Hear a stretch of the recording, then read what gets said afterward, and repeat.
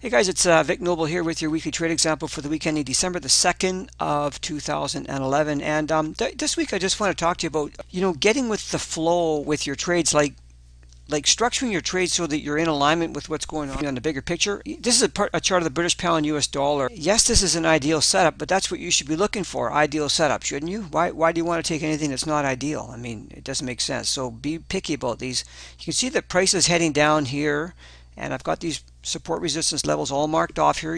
This used to be support, and it bounced again here, finally went through it again, but look at the support, goes down, comes up, hits old support, now it's resistance. See how this all works?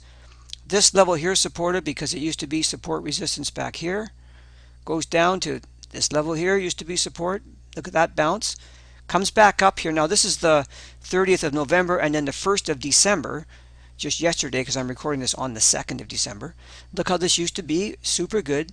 Resistance, support, breaks it, resistance. What is this? This is rejection, okay? Let's call this around 157, I don't know, around the 157.30 area, something like that. But then look at this candle here. What's that? That's like an inside candle. It's a doji, spinning top, whatever you want to call it. This is hesitation following a run up in price. Really important. When you see this happening, the market flow is down on the daily chart.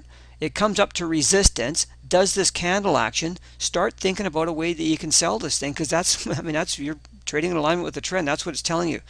And if you want to take more of a swing trading approach, head down to a 4-hour chart.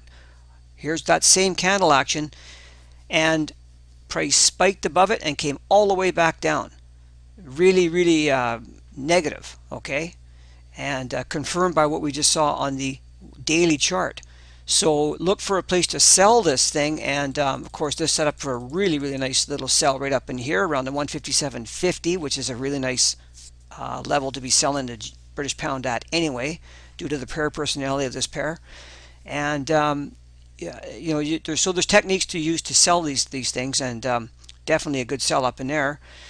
Very interestingly too, you could do this. Here's the thing with this: if you sold this on the daily chart, okay, let's just say you sold because of this inside candle here, that's fine. There's nothing wrong with doing that. You could have a stop above here. You can have about a 100 pip risk, 100 pips, which is okay. You just have to cut down on the amount of lots that you're trading so that your overall account risk is kept to, I would say, don't let it go more than 1%. If you take it off of the 4-hour chart and you sell it up here the way I would do it, and sometimes you don't get filled on these too, by the way. But using the noble entry, you could have sold right up in here, and you've got about a 30 pip risk now instead of a 100 pip risk. So the nice thing about this is what? You could trade about 3 times as many lots, right? Well, if you can trade more lots, you can make more money. So you're got a far better chance to make a lot more money with no more risk, because you're only still going to keep your account risk at say 1%. This thing went down really nicely here, and in fact this last swing up here down to here was a really nice retracement. I'll just show you what it was here. From here up to here was a 79% retracement back to here. Look how it used to be support and resistance back here too. So the kind of a very interesting level. Another key level, by the way, for the British pound that was hit down here. This move right down here was worth about 165 pips with a 30 pip risk. That's outstanding. That's like, over 5 to 1. So I just want you to see that you can structure your trading in alignment with the flow of the entire market. And if it's not clear, what should you do? I mean, don't do anything. Wait till price is running somewhere before you start trying to get into things. You don't need to trade a lot. I've said this so many times. This is not about trading a lot. It's about trading properly at the right levels. If you only traded, literally a few times a month and made a few hundred pips, that's infinitely better than trying to trade 10 times a day and losing money. Now there's some really good techniques for intraday trading too. There's nothing wrong with that at all. I'm just talking about if you want to keep your trading more in alignment with the bigger trends, or you don't want to trade intraday, no problem. There's lots of ways to do it, and by reading support resistance first and foremost, together with candle action and other things too, Fibonacci levels and pivots, you can use all that. But it shows up very nicely a lot of times, And those are the opportunities that you want to try to take advantage of. Okay.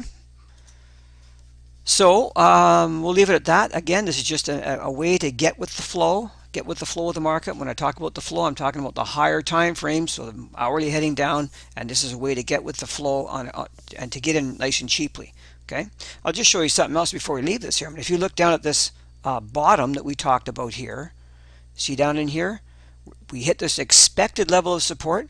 What happened down there? Let's have a little look at the hourly chart. I'm sort of digressing a little bit here. Look at this. This is what happened.